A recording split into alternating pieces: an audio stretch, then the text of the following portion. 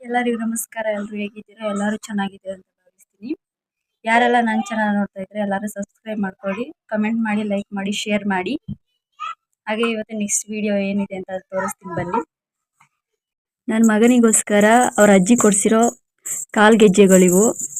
ನಾಮಕರಣ ಮಾಡೋದ್ರಿಂದ 9 ತಿಂಗಳು ಮುಗಿತಾ ಬಂತು ಬಾಣಂತನ ನಂದು. ಅವನಿಗೋಸ್ಕರ ಅವ್ರ ಅಜ್ಜಿ ಚೈನು ಮತ್ತೆ ತಿರ್ಗಾ ಕಾಲ್ ಕಡ್ಗ, ಕೈ ಬಳೆಗಳು, ಉರ್ದಾರ. ನಾನು ಈ ಡಿಸೈನಲ್ಲಿ ಉರ್ದಾರಗಳನ್ನ ತಗೊಂಡಿದ್ದೀನಿ. ಯಾಕೆಂದ್ರೆ ಇದು ಪಾಪುಗೆ ಒತ್ತಲ್ಲ ಅಂತ ಹೇಳಿದ್ರು. ಚೆನ್ನಾಗಿರುತ್ತೆ, ಪಾಪುಗೆ ಒತ್ತಲ್ಲ. ಇನ್ನೊಂಥರ ಡಿಸೈನ್ ಇತ್ತು, ಬಟ್ ಅದು ಫೋಲ್ಡ್ ಆದ್ರೆ ಎಲ್ಲ ಬಿಟ್ಕೊಂಡ್ಬಿಡುತ್ತೆ, ಬೇಡ ಅಂತ ಹೇಳಿದ್ರು. ನಾನು ಅದರಿಂದ ಈ ಡಿಸೈನಲ್ಲಿ ನಾನು ತಗೊಂಡಿದ್ದೀನಿ. ಈ ಥರ ಡಿಸೈನ್ ತಗೊಂಡಿರೋರು ಕಮೆಂಟ್ ಮಾಡಿ, ಚೆನ್ನಾಗಿರುತ್ತಾ ಇಲ್ವಾ ಅಂತ ನೀವೇ ಹೇಳಬೇಕು. ನಾನು ಇದ್ರಲ್ಲಿ ತಗೊಂಡಿದ್ದೀನಿ, ನನಗೆ ಗೊತ್ತಿಲ್ಲ. ಮತ್ತೆ ನಮ್ಮ ಪಾಪುಗೋಸ್ಕರ ಇನ್ನೊಂದು ಏನಪ್ಪ ಅಂತ ಅಂದರೆ, ಅವನಿಗೋಸ್ಕರ ರಿಂಗ್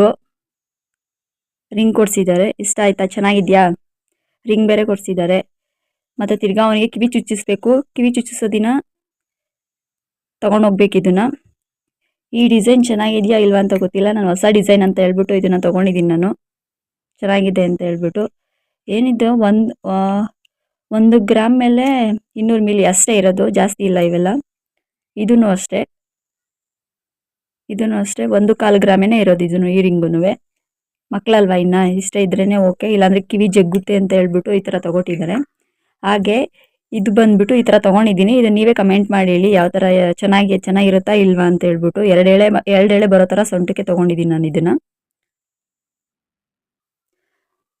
ಇವತ್ತು ಯಾಕೋ ನನ್ನ ಮಗನಿಗೆ ಬೇರೆ ಹುಷಾರಿಲ್ದಿರೋ ಕಾರಣ ಮಲ್ಕೊಂಬಿಟ್ಟಿದ್ದಾನೆ. ಅವನು ತುಂಬ ಫುಲ್ಲು ಕೋಲ್ಡ್ ಆಗಿದೆ.